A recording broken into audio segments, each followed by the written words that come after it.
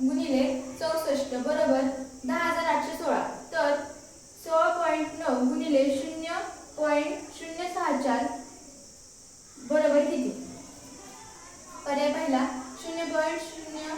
1.0816. पर्याय दुसरा 10.816. पर्याय तिसरा 0.10816.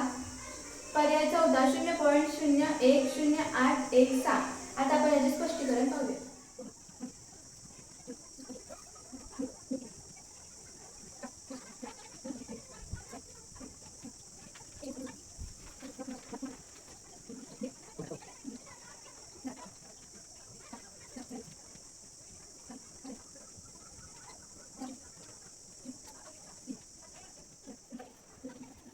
स्पष्टीकरण गुण्य व गुणक यांमध्ये मिळून एकूण 4 दशांश स्थळे आहेत, म्हणून 169 गुणिले 64 या पूर्णांकाच्या दिलेल्या गुणाकारात 4 दशांश स्थळे राहतील.